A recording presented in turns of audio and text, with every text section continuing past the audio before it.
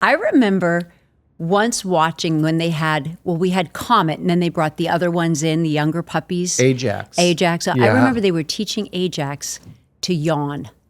And it was so funny because what they did was they made him sit on a spot and he was just sitting there. And after he was sitting there for a long period of time, he would start to yawn. He was just, and the minute he would start to yawn, she'd give him a treat and tell him, good boy, good boy. Yeah. And then he'd have to sit there again. And then he'd start to yawn and good boy, good boy. And then all of a sudden you saw him make the connection. And then he would start going like, with his mouth, and she'd go, "That's right, good boy, good boy." It was so fascinating to see the patience it took dogs, to train those animals. They were such nice dogs. So that's why I got 2 golden retrievers, because of those golden retrievers. Did you really? Yeah. And then I had mine, Heckler. I had Heckler, and then I got a yellow lab after that, Ranger. I remember who ate those Mr. dogs. Woodchuck's face. Nice. Yeah. Hannibal Lecter. Yes, Hannibal Ranger. Hannibal Ranger. It's so good to see you, Yingy, and we talked about this. I don't even know where Yingy Peck Peck started. No idea. Was I doing a character and Probably. I just came up to you and went Peck Peck? Yeah, probably. Is that what it was? Yingy Peck Then Peck. how did Yingy Peck Peck? I have no idea. And that's even how we address I text you and I go, "Hey Yingy, hey Peck Peck," and you're like, "Hey Yingy." Because it's interchangeable. Yingy Peck Peck. Yeah, it goes back and forth. Yeah. I think I'm Peck Peck. I think you're Yingy, but I'm Yingy Peck Peck. I'm not. It just goes back It's and also forth. silly. I can never. Half the stuff you came up with, We're I don't know how you. We're going to talk about some of that stuff. I don't know how you came up We're with it. We're gonna talk about some of that stuff, but I get to ask you questions that I've probably never asked you before. So Okay. we're gonna. I want to go to the beginning of your career. Okay. Because this is stuff I don't know about you. That's and probably I don't think true. I don't think we've ever really talked about this stuff. Now, I want to ask you, what was kind of the first thing that got you on a path towards showbiz? Because I've met your family. They're not in That's showbiz. They're not in show they're business. not. They're not show busy people. No. Just like my family. So No. there has to my be dad, kind of a... My dad worked for the New York phone company, and my mom was a housewife, and we came from very humble beginnings. Yeah. But when I was a kid, I always said I wanted to be an actress. Since I was 5. But who would you see? I think my first thing that I saw, ironically, because wasn't the Full House stage or the original where you guys shot the pilot where they did Wizard of Oz? Yes, and Gone with the Wind. And I think it was Wizard of Oz when I first saw that when I was a kid. So Judy Garland? I just saw that and I was like, it just looked like she was having so much fun. Yeah. It just looked like fun. I was like, that's what I want to do. That's my first memory of saying, oh, I want to be an actress. That was my favorite movie growing up because you had to watch it once a year. Once they a would year. have it on and TV. It was so special because it was once a year. Yes, and it was one of the first comedy bits I ever did in my stand-up act because I could do impressions of the lion. Put him up, put him up. You so didn't have to good. go and hit me, did you? And I remember doing that for kids, and they cracked up. So when I was writing my stand-up act years later, I thought, "Ooh, the Cowardly Lion." That made people laugh. Yeah. But one time we were watching The Wizard of Oz, and I used to lay on the floor and watch TV. So we're all watching, and my sister is drying the dishes, and she dropped a bowl on my head. No. Split my forehead open. I had to go to the hospital with my mom and watch, the doctor sew up my head instead of the Wizard of Oz. Lions and tigers and stitches. Oh, Is my. she like drying the dishes in the family room? Were you watching TV Yeah, we or were were you all laying on the kitchen floor? No. Yes, I was laying in the oven and the sink. No, I was laying on the floor and we were all watching, and she was in the kitchen. She didn't want to miss anything. Oh, so she came So in she and came out and she was drying a bowl and she dropped it on my head. So I didn't get to watch The Wizard of Oz because my you had to sister go get some stitches. dropped a bowl. Many stitches. On my Was head. that your first round of stitches? Because I know you had many stitches I throughout had lots your of life. stitches. Yeah, I know. You don't get to be this pretty, just automatically, But anyway, so there was The Wizard of Oz. And then what happened was when I was about 11 years old, my mother had a good friend who was taking her daughters into a modeling agency in New York City. I grew up on Long Island, about an hour outside the city. And the woman said, do you want me to take, do you want to come with us? And we'll take Lori. And at the time, you had to just bring in some snapshots. And so I went. Marge McDermott, that was the name of the agency. I met with Marge, and she took me. And then I started modeling. And honestly, it was really the help of my folks. My dad worked in New York City. He was, like I said, he worked for the phone company. right. My mom would pick me up from school. We'd drive into the city. I'd go on go-sees. Took me a long time before I ever booked my first modeling job. That was not my goal, wasn't I didn't really, but that was my gateway in. I modeled for quite a few years. It wasn't underpants modeling, was it? No, it wasn't underpants modeling.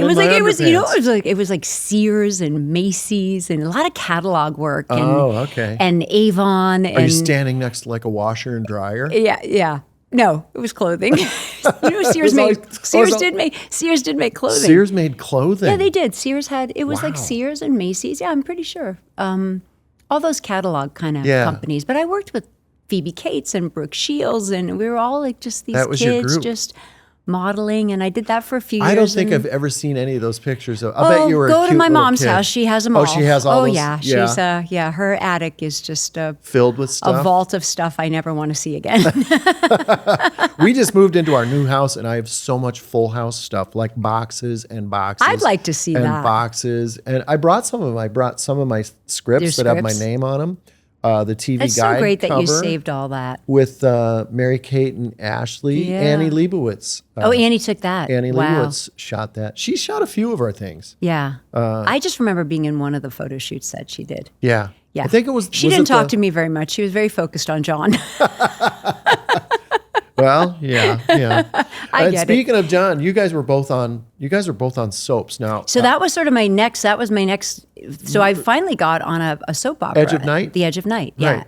And I was a teenager when I got on that. And John was on General Hospital. Now, is that where you guys met, like at a soap thing? So how we met was, the General Hospital, a shot in California. I was shooting in New York City. He was nominated for a daytime Emmy. And I was. See, I didn't know that either. Yeah, he was nominated for a daytime for Blackie Parish. Parish, yeah. And I was the presenter of that category, and that's how I met him. And he didn't win, and he always till this day he goes, "Why couldn't you just have said my name?" But it was a lovely actor, Darnell Williams, is who won. That is such a John thing to say. Why'd you just say my name? I should have won that. He's just joking, obviously, but that's how we met. And that was in New York. And so we met. I was in New York, and I lived in New York, and he came to New York. The daytime Emmys were being broadcast out of New York, so he flew to New York because his category he was nominated, so that's why he was there. And we became friends. We knew each other. We stayed in touch for a while. I had come out to California. He took me to Disneyland. Of course he did. Of course he did. John takes people he doesn't even know to Disneyland that's his move. Just so he can go to Disneyland. Yeah. And then because I lived on the East Coast, he lived on the West Coast, we sort of lost touch with one another. Right. And then did you move to Los Angeles after? So I started doing movies. Because that was what years? So The Edge of Night was 1980 to 1983, I think. Okay. So 4 years before Full House. It was like I was on that show for like 3.5 years. And and then I left and I started doing some movies. Mm-hmm. Did some fun films like Secret Admirer and Back to the Beach and I saw Rad Secret Admirer. And that. And I did all those films. Who else was in that Secret Admirer? Thomas Howell and Kelly Preston. Yes. Yeah, sweet Kelly. Yeah. And anyway, I did all of that. And then I don't know if there was a writer strike, an actor strike, something. It was like a year of like, I didn't have any work, and I had done some pilots for series, and I would go back and forth between New York and LA, back and forth I'd come out for pilot season. And then I remember I hadn't worked in a while, was down to no money at all. I paid my rent, I had very little money. And I remember going into my agent's office. I just found out this recently from Jeff Franklin. I think Jeff had called to ask about me because he was a fan of Secret Admirer.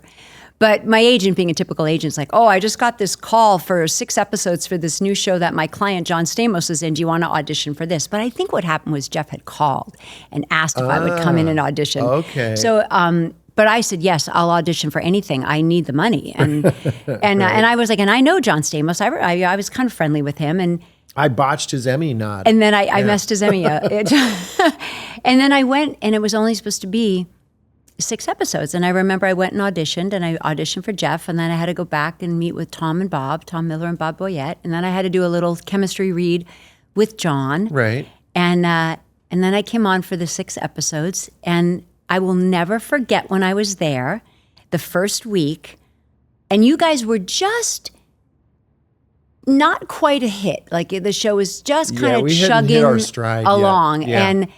And I knew everyone was kind of like, oh, the show could be on the bubble. It could get canceled. I remember calling my mother, and I remember saying, I don't know if the show's going to make it or not, but I have a feeling if it does, I'm going to be on it for the duration.